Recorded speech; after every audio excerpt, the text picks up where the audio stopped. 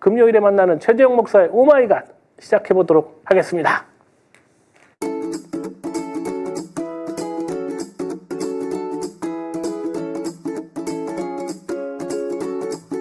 오마이갓. 최재형 목사의 오마이갓. 오늘은 21번째 시간입니다. 목사님 오셨습니다. 안녕하세요. 반갑습니다. 네. 자, 어제 오늘 수능 한파는 없었지만 이제 이번 주 일요일 비가 오고 다음 주 월요일부터 영하로 떨어진다고 하는데요. 차츰 겨울의 향취가 무시무시 나고 있는데 목사님 겨울날 준비는 잘 하셨습니까? 네. 진짜요? 내복을 두둑이 샀습니다. 네. 자, 이번 주 전국을 달구는 뉴스는 이 대장동 항소 포기 이걸로 지금 전국이 달아오르고 있는데 그렇기 때문에 내란 관련 소식들이 수그러드는 게 아닌가 하는 우려도 나오고 있습니다. 그래서 목사님에게는 오늘 대장동 말고 이 내란 관련 소식 좀 여쭤보도록 하겠습니다. 자, 이번 주 월요일 날 특검에서 이 개헌 관련 브리핑 내용 중에서 이재명 대통령 그리고 조국 대표, 김어준 씨 등 14명의 제거자 명단이 발표가 됐어요. 자, 거기에 우리 최재형 목사님 이름도 떡하니 포함된 것으로 확인됐습니다. 자, 제거 대상 이거 정말 참 무시무시한 얘기인데요. 목사님 이름이 포함됐다는 것에 대해서 자, 어떤 생각이 좀 드셨는지 목사님께 좀 여쭤보도록 하겠습니다. 네, 일단은 이 제거자 명단 정확하게는 사살자 명단이에요. 아, 예. 예. 거기 웃으면 안 되는데 예. 기가 막혀서 버전이 여러 개가 있습니다. 네. 이번에 특검에서 PPT로 전 그 언론에 공개하고 국민들에게 공개했던 내용은 그 14명 최종 명단을 이제 발표한 거고 거기에 보면 이재명, 조국, 한동훈 뭐 쭉 이렇게 14명이 들어갔는데 뭐 저도 들어갔고 특이한 분 한 분이 들어갔는데 조혜주 선관위원이 한 명이 들어가서 14명이 확정됐습니다. 됐는데 그 이전에 올 2월 5일 날 무슨 사건이 있었는가 하면 여인영 방책사령관의 핸드폰을 포렌식하는 과정에서 보안 폴더 안에 메모지가 발견이 됐어요. 폰 안에. 거기에는 이석기 전 의원하고 저를 포함해서 쌍으로 묶어놓은 또 건이 메모가 또 발견됐었어요. 수거자 명단에. 그거는 이제 이석기 의원은 우리가 알다시피 뭐 그동안 교도소 생활을 하다가 이제 문재인 정부 말기 때 이제 그 사면돼 가지고 이제 거의 이제 그 가택연금과 비슷하게 그 아무 활동도 안 하는 분인데 한마디로 윤석열 정권에 아무런 영향을 끼친 분이 아닌데도 저하고 엮은 거는 제가 종북 주사파, 뭐 간첩 이런 쪽으로 더 혐의를 돋보이게 하려고 그렇게 아무 그 근거가 없는 애꿎은 이석기 의원을 갖다 결부를 했던 건이 있고 이번에 발견된 것도 역시 보안 폴더 안에서 발견된 건데 좀 전에 했던 얘기를 마지막으로 다시 한번 하자면 이제 그 J, T, 그 티읕, 지읒, 티읕, 시읒, 비읒이라는 걸로 이렇게 표기가 됐었어요. 2월 5일 날 발견된 건 지읒, 티읕, 시읒, 비읒 그리고 사인은 각오하고 있음 이렇게 발견되고 최재형, 이석기를 놓거든요. 이게 뭐냐면 정보사, 특전사, 수방사, 방첩사의 그 이니셜만 딴 거예요. 그래서 이 그 네 개 그 알파벳이 아니라 초성을 해놓고 사인은 각오하고 있음하고 최재형, 이석기를 수거자 명단에 넣은 건이 있었고 이번에 발견된 것도 역시 들어갔고요. 저는 이제 어느 명단에 들어가 있는데 이것을 통해서 볼 수 있는 거는 개헌군이 일반적인 개헌군이라면 재미교포 최재형 목사를 왜 집어넣겠습니까? 이것은 무슨 의미냐? 김건희 씨가 이 계엄을 관여를 했고 사적인 복수, 원한, 감정, 사감이 개입이 됐다라고 하는 것 그리고 이번에 특검이 발표한 이 사살자 명단에는 꼭 한 달 전에 메모가 된 게 발견된 거예요. 12.3 내람이잖아요. 그런데 한 달 전이니까 11월 2일 날, 네네. 11월 2일 날 메모를 작성한 것으로 드러났기 때문에 이 치밀한 준비도 있었고 또 다른 명단에 보면 제가 어떤 게 또 들어가는가 하면 그 여인영 방책사령관 측에서 서울경찰청에 최재형 목사의 위치 파악을 요청한 그런 것도 또 발견된 적이 있었어요. 또 다른 네. 건입니다, 이건. 그래서 제가 누구를 만나고 누구와 연락을 주고받고 그날의 이동 동선까지도 서울경찰청이 네.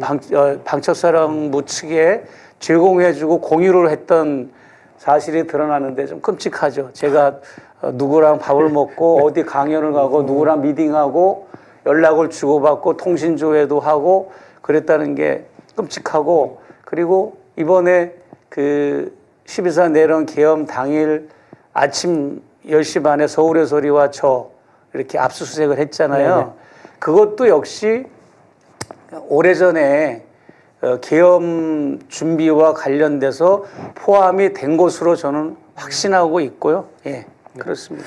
그 이석희 의원이랑 엮은 거는 조직 사건으로, 간첩 조직 사건으로 엮으려고 한 게 아닌가 그런 거죠. 싶어요. 예, 그래서 예. 이제 또 이제 목사님 같은 경우는 미국 시민권자니까 쉽게 뭐 어떻게 할 대상이 아니니까 간첩 사건으로 그리고 엮어서 저는 여기 통일운동 단체나 통일운동하는 인사들하고 전혀 나는 컨택을 하지를 않았어요. 그냥 쉽게 얘기하면 독단적으로 NK비전 2020이라는 기구를 세워서 제가 운영을 했지, 여기에 뭐 6.15, 뭐 민화협, 네네. 그 다음에 무슨 범민련, 통일단체. 그 많은 네. 통일운동 단체랑 나는 만난 적도 없고 연계된 적이 없기 때문에 아마 엮기는 쉽지 않았을 겁니다. 예. 아, 엮으려면 뭘 먼저 겠어요. 걔네들이 그냥 갖다 엮으면 그렇지. 엮는 예, 거죠. 굴비 엮듯이. 맞습니다. 예. 예. 괜히 목사님이랑 친했던 저까지 엮일 뻔했습니다. 엮이면 이거 우리 신통할 큰일 납니다. 웃자고 하는 얘기였습니다. 아무튼 이 김건희의 개입은 분명했던 것 같고요. 그리고 또 사적 복수.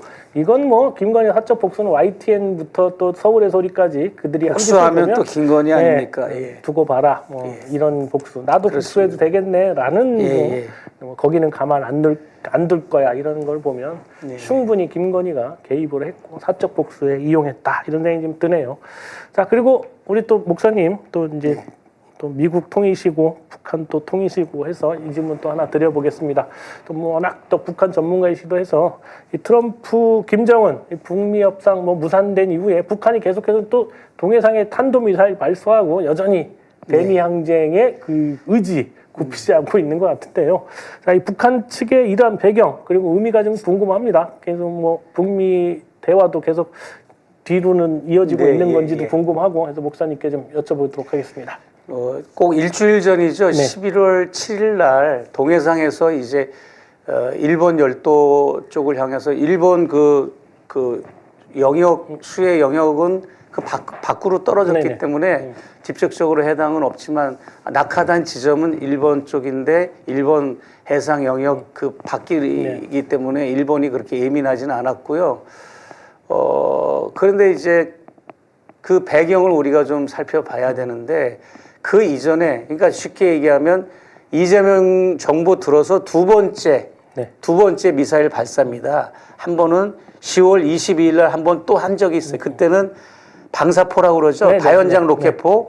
그거를 굉장히 많이 발사를 했어요. 다연장 로켓포 10월 22일 날 했고, 그 다음에 지난주 11월 7일 날 또 두 번째 발사했는데, 근데 이거는 우리가 꼭 아셔야 됩니다. 우리 미사일 훈련을 하거나 미사일 실험을 하는 것도 우리는 그냥 도발이라는 표현을 그동안 해왔는데 거기도 자국 보호 차원이나 이런 방어 차원에서 미사일 발사 훈련을 하는 거잖아요. 우리도 쏘니까요. 우리도 뭐 수없이 우리도 문재인 정부 때 저기 아랍 지역에 사우디 지역에 중동 지역에 굉장히 많이 미사일 수출을 했잖아요. 그 미사일 수출을 하기까지 우리 대한민국도 하루에도 수백 발의 미사일 훈련을 한 적도 많고요. 예.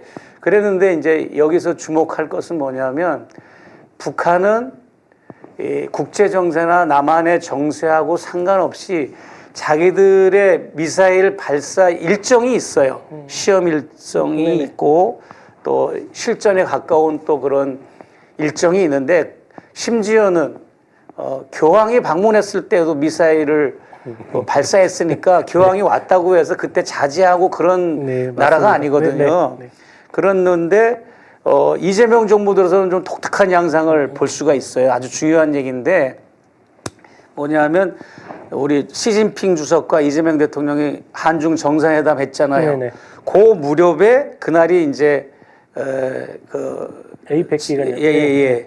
그리고 미국의 전쟁부 장관, 네네, 맞습니다. 미국은 국방부라는 이름이 전쟁부로 네, 바뀌었어요. 바뀌었죠. 네. 전쟁부 장관이 방문해가지고 JSA 판문점 네네. 거기 방문했을 때도 다연장 로켓포하고 이게 방사포라고 그러죠. 그걸 많이 발사했어요. 이제 한중 정상회담 할 때도 발사를 했고 미국 국방부 장관이 방문했을 때도 발사를 했고 그러니까 이게 우리가 거기에 포커스를 맞추지 않아서 그렇지 무슨 북이 봤을 때 적대적으로 생각하는 일정이 있으면 여지없이 뭔가 크고 작은 군사적 행동을 했다는 것 그것을 이제 말씀을 드리고 싶고요. 그 다음에 이 사건에서 제가 지적을 하나 하고 싶은 건 뭐냐면 이재명 정부가 뭐 진보 정권이라고 해도 물론 전쟁과 관련되고 북한의 동향과 관련된 거는 국가안보실에서 철저하게 준비하고 대비하고 그런 건 있어야 되겠죠. 그렇죠. 그럼에도 불구하고 한미 당국이 그 북한의 미사일 발사하는 것을 늘 24시간 1년 365일 추나 추동 심하다 때마다 계속 그걸 이제 체킹을 하고 있는데 그것을 꼭 누구와 공유를 하는가 하면 일본과 공유를 합니다. 그렇죠. 한미 당국이.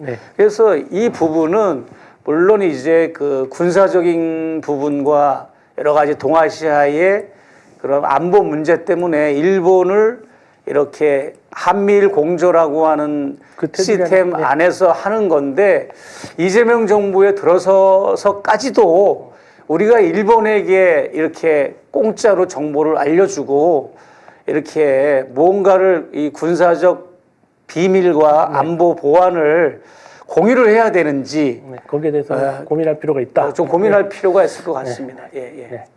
아무튼 뭐 그런 어떤 의미에서든지 뭐 도발 이런 표현도 어쨌든 서로 간의 양국의 긴장감 이런 것을 좀 해소됐으면 그냥 미사일을 발사했다, 미사일 훈련했다 이러면 되는데 도발했다 그러면 일단은 그 효과적인 거는 좋을지 몰라도 국민들이 불안해합니다. 도발이라고 하는 말은 어딘가 국지전이 벌어진 것 같은 느낌이 들잖아요. 그리고 또 보수 언론들이 그런 표현을 너무 많이 써서 MBC마저도 늘 도발이라고 그랬거든요.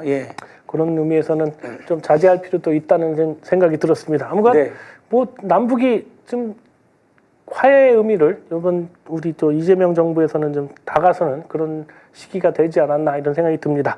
자, 아무튼 서로 간에 상처가 되고 핥히는 이런 표현도 안 쓰는 것이 좋은 표현 아닌가 이런 생각이 좀 들었습니다. 그리고 이제 마지막으로 요 미사일 발사한 거와 관련된 그 이 배경을 설명을 드리자면 이번 지난주 거는 특별한 의미가 있어서 미국과 관련돼서 미국이 계속 어떤 북한에 대한 적대적 정책을 액션을 취한 적이 있는데 뭐냐면 북한의 특정한 8명과 특정한 기관 2개를 대북 제재 조치라고 하는 그런 명목으로 제재 명단에 포함이 됐었어요. 그래가지고 미국 담당한 북한 외무성 부상이 우리로 말하자면 외교부 차관이죠.